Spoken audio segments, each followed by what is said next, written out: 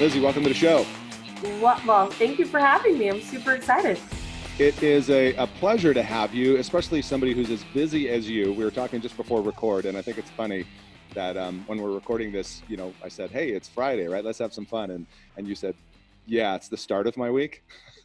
So your Friday is Monday, and I think any loan officer can relate that, you mean there's such a thing as a weekend? No. It's like phone apps and client event galore. Yeah, and we're going to definitely talk about that. So for the listeners, give your version of who's Lizy, what's she all about, how long you been in the biz, and give us a sense of your kind of year-to-date numbers. Totally. So I got into the mortgage biz in 2002 when I was 19 years old. I started as the receptionist. I had, done a lot of sales. I was raised by a salesman. And as a receptionist, I got to listen to everybody, they used to call them slinging loans and just dial for dollars. And one of my tasks was to just shred like this it was like 5 or 10 inches thick of just dead leads. And I was like, hey, can I call these? I'll do it for free. And if I convert one, will you pay me $50 for it? And I got a bunch of people to say yes. So I ended up moonlighting as a dialer, and that's kind of what started me into like really becoming a loan officer. I did a bunch of other jobs. I worked in processing. I, was a loan officer assistant. I didn't formally transition into sales full time until 2008, but I had been, quote unquote, singing loans on the side, pretty much the whole time. So I, have been a top producer for a long time. I would say more notably in the last like 5 years. For those of you who have followed my story, I had a really public firing 5 years ago. Just like most people in the mortgage business, we all have dysfunctions and we're emotional. So we got to stop right there, because you're going to need to unpack what do you mean by that, because I'm sure not everybody knows what you're referring to. But I know we can get online and look it up, but why don't we just have you tell us? Oh yeah. So I was just about to. So this is a business that's highly emotional. It attracts. It's like if you're successful, you've endured, right? Like there's some shit you've gone through, right? Yes, You're right. really selling. We're dysfunctional, and the thing is that no one ever teaches you how to channel that or how to lead or how to manage. And when you're a highly dysfunctional person in a very dysfunctional business, that can get the better of you. So I was a brand new mom. I had just gotten married. We were having some financial issues, and every loan mattered to me, like more than it should have. And so I became a work terrorist. There are some people listening to this podcast. So, I wonder if I'm a work terrorist. You have to ask yourself that question. You're 100% a work terrorist. And it's rare to get fired for your job in mortgages as a top producer. So it had to be really bad. And that was a pivotal moment for me. It really made me, take a second look at who I wanted to be, how I was leading. And I've spent the last, it's now been 6 years, just really focusing on leadership, growing, leading with purpose and passion, right, to do the right thing by a client, and then attracting people that just support that same vision. So, it's been a journey. And, at the time, I felt it was the most humiliating thing that ever happened to me. But honestly, I don't know how else you have, like, what other things will give you such a strong mental shift. But at the time I had closed like 167 loans. And I was a, top producer. I thought my shit didn't stink. And today I've closed 856 deals, right? And I'm a way better leader, way happier person. I don't think anyone would ever call me a work terrorist. And so it's just been a fun ride. Wow. Yeah, fun ride. That's a good way to describe it. So just to clarify, though, for 856, that's year to date. Year to date. Yeah, 2019, and this is November when we're recording this. That is a ton of volume. So whenever we hear that, people are curious, what's your team setup? And you know where we're going this, right? I mean, is that all you? You got juniors, so can you break that down? So I have no junior loan officers. However, I don't do this alone. So that's like one thing. Right. I do talk to a majority of all the clients, and I definitely originate all the loans via events and classes and social media and stuff. But the way that my team works, I have a bunch of people who call and take applications, send needs lists, book appointments. I have people like me who have underwriting experience, who pre-underwrite the files, and then I have people who take it from contract to close. So it's kind of an assembly line of everyone just stays in their own swim lanes, but I am the one that originates all the deals. However you want to consider that, right? But I don't have people originating under my name. Right, exactly. You're the rainmaker, but you've got the people to do the other stuff, right? Move them through the chain, on down through the pipe there. Totally. But however you build your business is however you build your business. Right. Can I just say one thing? Please. It really bugs me, those people that go, well, that's not really real because they have like 5 people underneath them. I agree. You guys, management is the hardest job known to man. In fact, it's like the hardest and my least favorite. So those people who have teams that are built on managing other salespeople, let me tell you, their job sucks and it's really hard. And you shouldn't try to discredit their hard work because you haven't built success to your own expectations. Amen. Okay? Like those kinds of comments come straight out of jealousy and not out of like inspiration and abundance. And, you know, if you want more numbers, just work harder. Yeah. Let's see if the magic button works. All right. Close enough. But I love what you said there. Applause, 100%. Because look at it, the people who are saying that, right? Do you have a business mindset or are you a salesperson mindset? So, right, you can be a salesperson or you can be a business person. Clearly, you're a business person. You've built a business, right? And that's the smart way to go if you really want to scale this thing. So, kudos to you. I mean, you know, I know you no doubt busted your ass and worked hard to do that stuff. So, okay, so you mentioned a couple of things. I want to start unpacking sources of business, main source of business. Real estate agent education. So I teach and coach a bunch of real estate agents on business ideas, plans, execution, prospecting. You know, I was a dialer for a really long time. So, I mean, that's a lot of where my expertise comes from. But I also teach marketing. We do a bunch of education online towards consumers, you know, teaching them about money principles, basic finance terms, you know. But I have a very large educational platform full of events and a lot of like social platforms. Does it have a name? I actually just started a podcast and it's the same thing it's called Smart Sense. It's a guide to like personal finance. Okay. So you have a podcast, right? Let's take that for a second. And that's just audio only? It's audio only. And then we have Money Tip Monday. And then we have a guide and you'll see in 2020, we're rolling out a home buyer education class called Smart Sense, which is the same name as the podcast and the same name as the buyer guide. All right, I'm feverishly taking notes here because what I'm hearing is you've kind of moved into what I'll call a modern originator, right? With some of the strategies and stuff. Sure. So you're doing obviously the more traditional getting face-to-face with agents. You're teaching agent classes, right? How often do you do those classes? I do 3 to 4 a week. 3 to 4 a week. Wow. Guys. And that's interesting because you probably don't know because you and I haven't really spoken before, but those listening know that I'm a big proponent of teaching agent classes, and that's how I did it for many years. And your topics are quite varied, like you said, business planning, social media, all the stuff that they need to learn to grow their business. Yeah, all the principles that it takes to grow a business. Like I even teach on P&Ls, you know, balance sheets, you know, when you should make your first hire, how you train people. I mean, so what's crazy about real estate and mortgage just in general is that we're industries that have and provide very little training to our employees. Right. And if you're looking for training, typically you pay an outside firm to train you on how to do it. So because there's a need there, and if you're any good at it, this is where you can solve the problems of your best referral partners and clients. How long have you been doing that, teaching classes? Almost the entire time. Which is how many years roughly? 2008 is when I started. I started with finance classes. Okay. You know, because that's what I knew how to teach on. Sure. So is that the main funnel for you for agents? Yeah. So I have a couple things. So I have a newsletter where I talk about like what my predictions are for the economy and how it's impacting interest rates and how they can, you know, communicate those messages to clients. So that's the newsletter, my events for sure.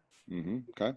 All right. Yeah. Doing a lot of events, 3 events. And you know, sometimes I'm reluctant to ask certain questions like, how many average attendees are you getting at the events? I mean, because being one who's done a lot of classes, I know that's really not the hallmark or the benchmark for success, but I'm just really curious. Okay. So any class would be somewhere between 10 to 40. Wow. Okay, great. 10 to 40. And so you've obviously built up your awareness and your presence in your local market big time with agents. Yeah. Mhm. Okay. Do you have anybody helping you with those, like title, escrow, home warranty? Yeah, I have a couple of title partners that help me fill those events. Okay, great. How do you come up with the content, the topics because that's a lot of content. So I am constantly trying to stay ahead of the game in terms of business, just as it is. Our Mm, industries are changing at a rapid pace. yeah. I really feel that if we're going to be relevant in the next 5 years, we have to make ourselves celebrity loan officers, right? We really have Mm, to provide value in a way that we've never had to in order to compete with the Quickens of the world. mm-hmm. Um, I just think that in order for me to stay ahead of it, I have to be learning it. And if I'm learning it, I'm teaching it. Hmm. So you mentioned a couple things there, like beat the Quickens of the world, stay ahead of them, so to speak. Um, It's just with technology, mhm, like it used to be that they needed to come to us because we had the expertise, right? right. I could take your tax returns, I could look at them, I could analyze them, Hmm. and that would be what separated me from somebody who worked at a call center. Right. Okay. Well, technology has gotten so advanced and it's going to continue to advance in a way that maybe technology can review a tax return better than we can. Or maybe there's fewer and fewer clients that actually need our expertise. Mm, And I think the call center guys are getting better training. I think mm, they understand branding. I think that, I mean, Quicken has like JD Power Associate Awards for customer service, timing, interest rates. I right. mean, whether or not that's true, right? Actually true. The perception is there. Yes. And so as technology advances, as these real estate companies start owning mortgage companies, like Keller Williams, Hmm. Open Door, I mean, they're all looking at heading that direction. There's Zillow. big conglomerates, right? There's going to be, you know, big banks, and then there's going to be those people that really provide value in a way that's beyond what you Mm, can Google. You know what I mean? mm, So like when people come to me, I'm actually teaching them about finance just in general. hmm. Like I'm giving them a strategy that actually coincides with their goals, right? So they're not calling me going, I want a 30-year fix. I'm calling them and saying, why do you want a 30-year fix? Hmm. you know, because there's a variety of different loan options. We have to become better financial advisors if Yeah. we really want to have any kind of relevance. And the only way for that to be communicated is to have really good social media marketing, is to have really good ads, is to have a really good community platform. So that's the direction that I'm taking my business. I feel very passionate about it. Whether or not people believe that that's the way that it's heading, there isn't really a negative side effect to really going all in on this. Either I just have better marketing or I really, hedge the curve there. I like that. There's no negatives. Yeah, you have better marketing, and what could be the downside of that? More awareness, right? Yeah. Um, so when did you start doing videos? And I'm going to bounce around a little bit based on what I'm looking at here on your website. But you've got a YouTube channel. Is that relatively new? Yeah. So I started with video about in 2018, Hmm. and it was a little bit difficult for me because I am, self-conscious like the rest of America. Sure. Just hard for me to be really consistent. And then 2019 was when I decided that screw it, I was just going to do it every. And so I've been pretty consistent all year. Um, so just mainly this year, but I did start last year. Just really. Well, just to hang out on YouTube for a minute, knowing a thing or two about YouTube, I think my first video on YouTube was 2006 or seven. Um, and I went on and off for quite a while, but I'm looking at your channel and you've got some pretty good engagement. You got 900 as of today, 983 subscribers, 28,000 views. You got 48 different videos. And your view count, like per video, is really solid. Yeah, I think we're getting some good topics there. Yeah, and we'll put links to all your stuff in the show notes, by the way, for people like listening, so you can go look at that. But is there any, like the YouTube or the video in general, is there any kind of notable impact that you've realized since you started video?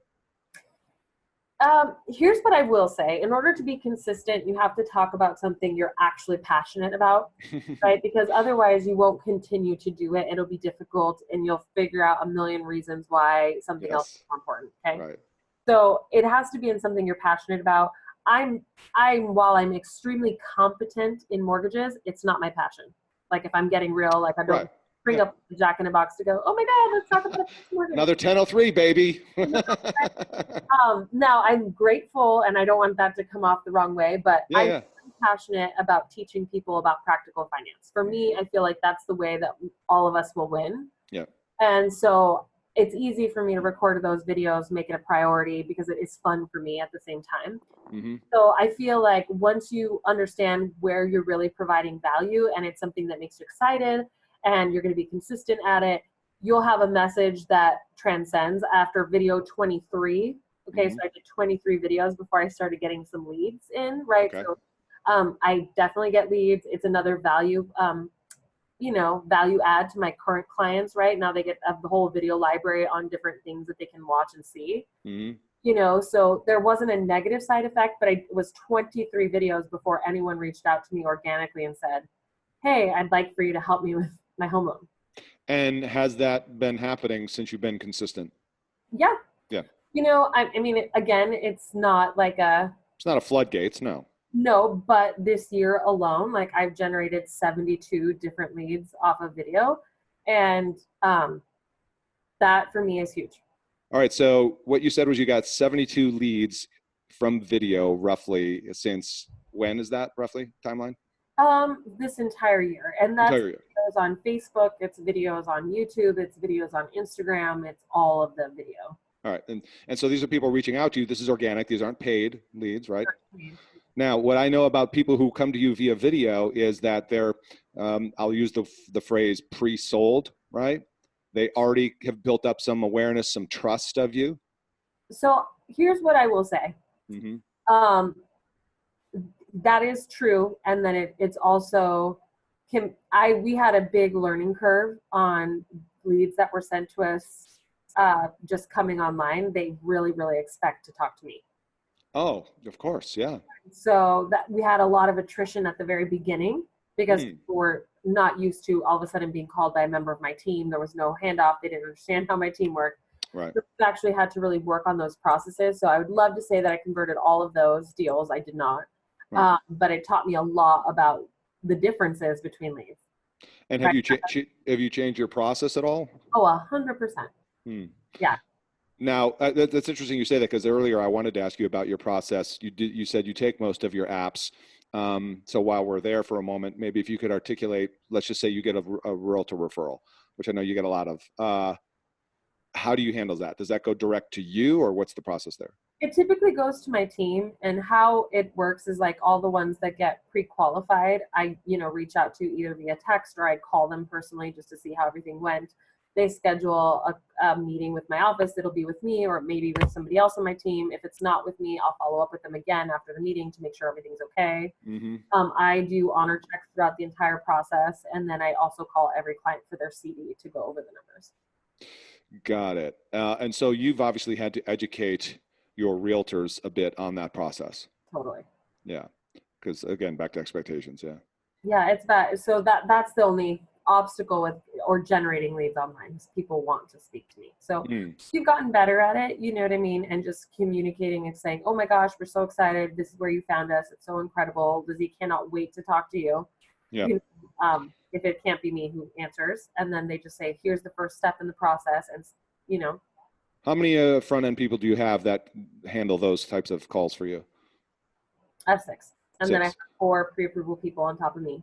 And are they licensed, those front 6? Everybody on my Everybody is. Like, in fact, I'm in the process of getting my receptionist licensed. Just in case. You know what? I like for a team that can just literally all dig in. Like if we have a call night, I want everyone calling. If we need Tuesday updates to be called for processing, everyone calls. Okay. That's how you get leverage. No, very smart, very smart. Again, you're building a business, right? One that can actually survive and thrive. That's not 100% solely dependent upon you. Now, granted, you may be the rainmaker, but it's like you said earlier, and you're not the first top producer I've interviewed who've said they're not passionate about doing loans, right? They're passionate about some other element of the mortgage business, like educating, teaching, all that stuff. No one's passionate about mortgages. I have yet to meet one human being who's like so passionate about mortgages. In fact, most loan officers don't even know the basic fundamentals of like amortization and truth lending and why the prepaid interest doesn't match up to the loan amount on the piece of lending. Right, right. You don't really understand the fundamentals themselves. So I have yet to meet somebody who drinks the Kool-Aid to that extent. Agreed. All right, so back to the video thing for a moment. In regards to YouTube specifically, do you batch film content? No.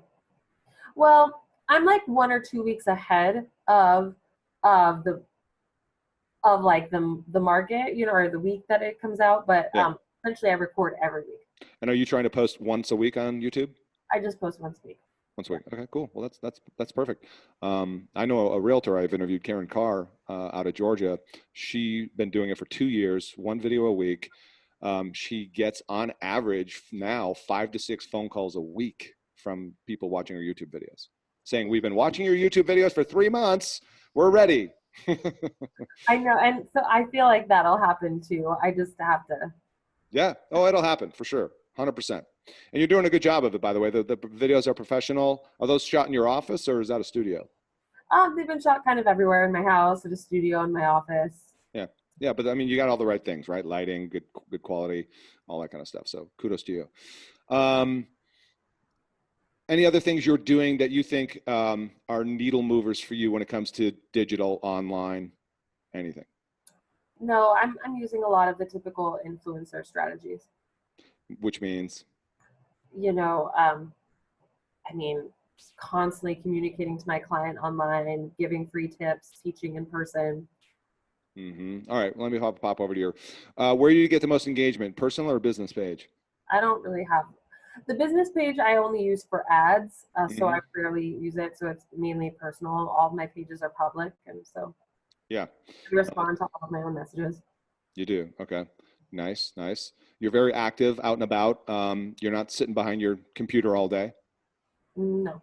obviously. Where is this? Now for those that aren't watching the video portion of this, but you're somewhere where there's a picture there's neon lights, leave Lizy alone.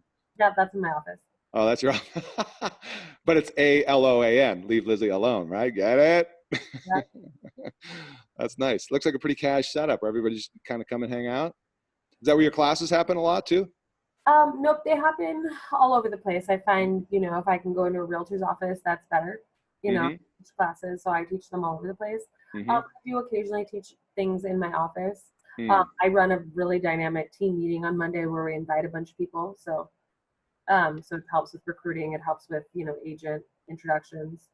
What do you mean you invite a bunch of people, and who would be there besides your team? I invite whoever wants to come. So agents, potential loan officers, team members. So you bring in like a guest speaker or something to deal with a topic, or? Nope, I do the whole meeting. You do it. Okay, got it. But agents are invited to come. People really want to work with me. They've got to see how we operate.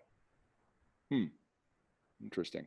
So tell me about that then. Tell me, what is your kind of recruiting process for agents? I mean, obviously you probably already have, let me rephrase the question. How many quote core agents are your A players right now? I have 22 accounts that send us the majority of our business. Okay, 22 accounts. How do you keep the fence around them? Is that just your content, your classes, your education, all that? I'm constantly trying to provide them with value. I coach a lot of them. I feel like because I try to stay ahead of most of the curves, I'm a very valuable business partner.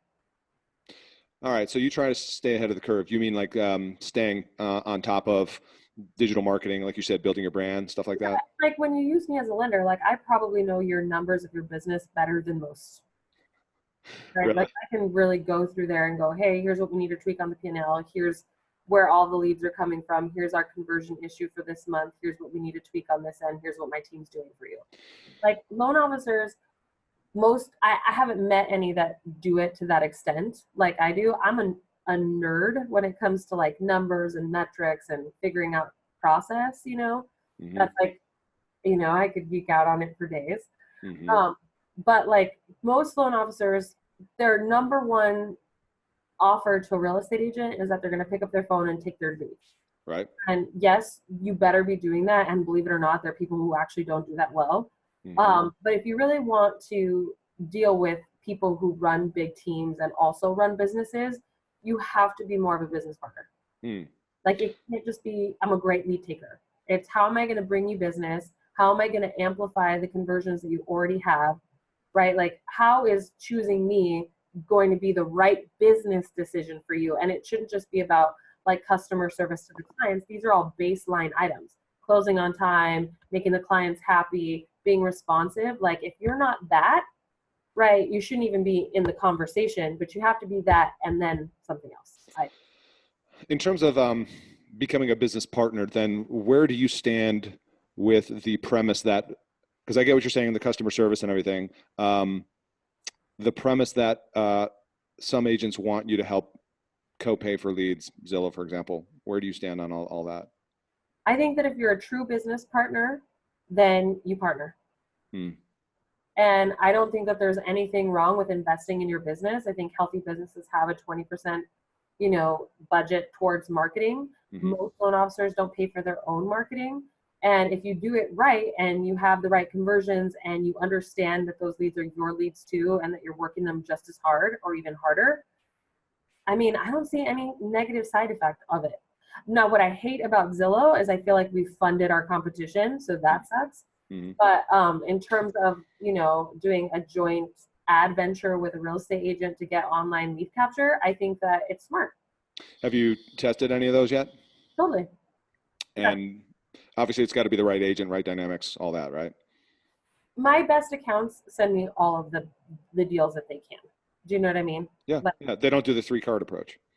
Well, they may, but I mean, we're converting them. You know what I mean? It isn't just about the leads. It's more about like, hey, we're in business together, trying to provide the best service to people. Right, right. Well, they see you, this is what you're kind of talking about. You're an extension of their team.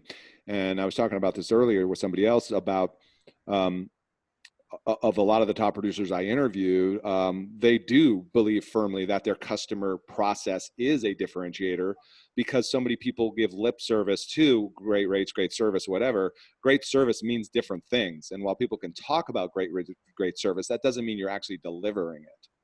How do you even really communicate it? Who the heck's like marketing bad customer service? Like, come with us.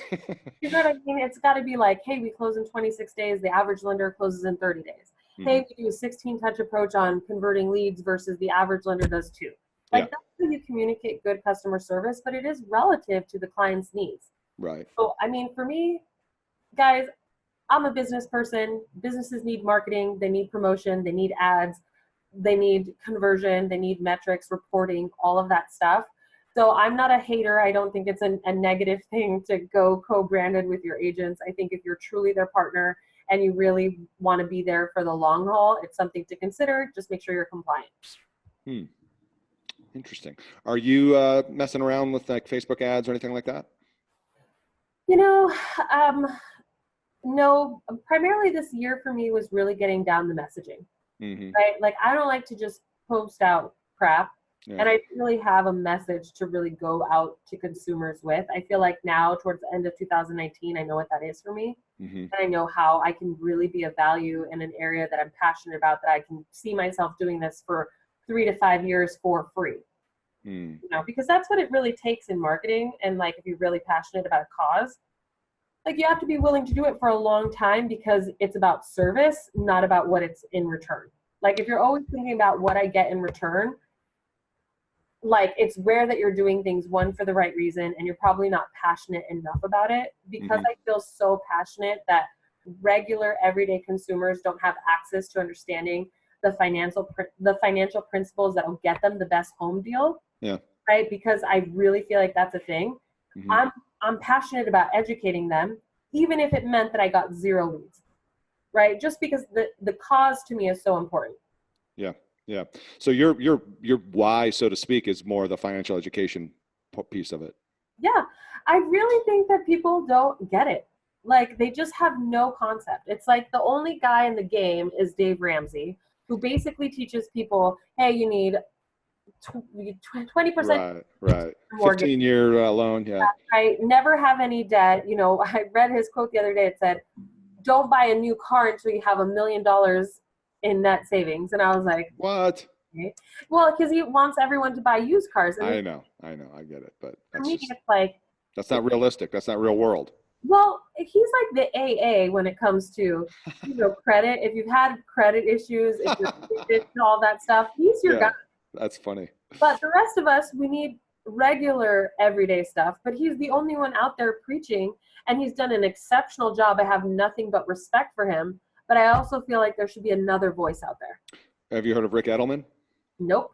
You need to listen to Rick Edelman. He's I don't want to say the opposite, but he is a big believer. I had him on the podcast. I'll send you the link if you want. I would love to listen. I'm going to go Google him after this. It's RIC. It's like Rice Delman, Rick Edelman. He's got a huge, he is the alternative to Ramsey. He's got a huge podcast, huge independent network of financial advisors, but he's got about 7 books out, but he is a big believer in, and I talked to him on the podcast about this, take out the biggest mortgage, longest term mortgage you can afford for all the obvious reasons of tax deductions and all the stuff that goes into it.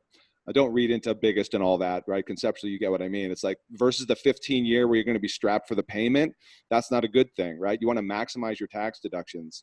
And I'm a little bit more practical than that, to be honest. Yeah. Like my approach is, if you can evaluate, what you're spending, how much you're making, right? Mm-hmm. Like actually taking home, what you have in the bank for rainy day, do you need to reduce debt, right? And then focusing on returns and then timing, right? Like how long do you plan on keeping the investment? How long have you been doing items? You know what I mean? If you can evaluate all 5 of those things, then if you're making a smart decision or not, right? And so that's why we called it Smart Sense. That's what SMART stands for. And teaching people, that 30 to 50% of your net take-home income is appropriate for your housing payment, so long as you don't have a ton of discretionary debt. And what should go into a budget, and how much you should have for savings, and then how can you reduce debt at the same time of savings and then still living a comfortable lifestyle. For me, it's more practical living, and then understanding concepts like what an annual percentage rate is, why a 30-year fixed mortgage versus a 15-year mortgage, how many different types of terms there are. Like, people don't know that a 10-year and a 20-year exist. Right. Do you use any tools like Mortgage Coach or something else to help you? Yeah, I love Mortgage Coach. Yeah. I'm a big fan. Big fan of the Savage? Yep. Savage. Shout out to Dave Savage. We got to do that fist pump that he does. There we go. Yeah, I'm a big fan of Dave's as well. I was using that thing when you had to download it to your laptop and all that, and get the CDs. It was fun. And so what you just went through there, kind of your talk track, those are the kind of conversations you're having with your clients. Totally. Which is why it differentiates. So what I'm curious about this is, what percentage of the market do you think wants that versus the, hey, I'm fine with the call center, 30-year fixed, one and done kind of thing? I think that it's information overload for people. I think that if Rocket Mortgage is awesome marketing, but very few people actually use it. It's a very big investment. Really? I mean, look at the volume. A lot of people use it. No, they don't actually use it. It's like 30%. Oh, you mean the app itself? Okay, I thought you meant Quicken. They go with Quicken Home Loans because it's awesome marketing, but they still talk to a bunch of people. Let me tell you, that company is filled with people who talk to people on the phone. 100%, yeah. Okay. But I think that people are confused with what they can find online. And I think that that's why they gravitate towards places like YouTube, where they're finding information and actual opinions. I think that if you can Google it, it's not that valuable, right? So I have an opinion, right? I have a plan, right? I'm giving people my perspective on how to make the best financial decisions, and I'm giving a pathway to success. So I think that most people want a pathway to success, and they can look up all the info that they want online, right? But it still makes them uneasy to use a thing like Rocket Mortgage. Yeah, and all the data and research I'm looking at pretty much supports what you're saying. It's the blend of the tech and high touch. People want to do their thing online. They're from the comfort of their phone, but you know what? They still want to talk to a human to help them navigate through the process. Both lenders and agents, believe it or not. Huge financial decision. You mean it's not as easy as ordering a cab? I bring that up because a lot of people like to make those parallels. That look at how Uber disrupted the taxi industry, and it's like, folks, just getting a ride is different than getting a mortgage. But I will say that technology is disrupting. Like when I said at the beginning that our value used to come in figuring out how to get you qualified. That's not our value anymore. Our value better now be making sure that you get the right loan for your finances that makes sense and that you're explaining and giving options, right? There's more options than there has been in the last 5 years now, with mortgage insurance buyouts, FHA, all the different conventional loan programs, DPAs. I mean, there's a lot more options than there were 5 years ago. Yeah, for sure. You I'm know, curious with that, do you open up with any specific script that you try and differentiate yourself immediately, you know what I mean? To combat that, hey, I'm not like every other LO, here's why. you know, I think there's a lot that differentiates us with our scripting, but primarily it's, when you come to us, like we have you fill out sheets like they do at the doctor's office. You come into an office where you have an in-person consultation. Both of those things are very different, on our website. So our website will be up and running in January, but one of the lines was like, hey, there are no rockets here. You're going to sit down and we're going to talk face to face. I love that. That's great. So you try and drive roughly what percentage of people come in on site? About 65%. 65%. Wow, that's good. Do you have them start with an online app first, or is it that call first? It's a call first. I don't believe in online apps. I mean, online apps are for people who like legitimately can't do it. I think that they never have good information. I think it's hard to connect with the client. I think your best conversion is to get them on the phone and move it through. Interesting. But you'll adjust, like for an individual, 65%. That's still a good show rate, but there are some people that whatever you'll accommodate can't make it for whatever reason. Maybe they're out of the area. Yeah, but I mean, it's honestly, we don't convert those that well. Of course. Yeah, right. Like if you just want an online experience, go to Quicken. Seriously. Well, and again, I think that's why I'm trying to hit this, make this clear for listeners, is that you do have the ability to differentiate yourself from the first word you say to somebody, right? Like, I love what you just said. It's kind of a summarization of like, so why am I different? And somebody's like pushing back. Well, I don't want to come in. I just give me your rate, right? All the objections, whatever. It's like, well, that might not be your right customer. And if you just want a rate quote and push a button, then we're not for you. And we're a little bit more delicate. I know. I'm just from compressing time. Like, people are going to take you literal. I mean, no, they're not. They know I'm full of it. Go on. Sorry, you were going to say a little more delicate. But we're delicate in that, it's just like, hey, here, I always tell people what the rates are. I don't believe in hiding it. I don't believe in trying to trick them in a loan app. Mm-hmm. I'm like, here are the rates, but tell me what it is that you're really looking for, right? Because the people who the only people who call in and want to know rates, they're high D personalities. Yeah.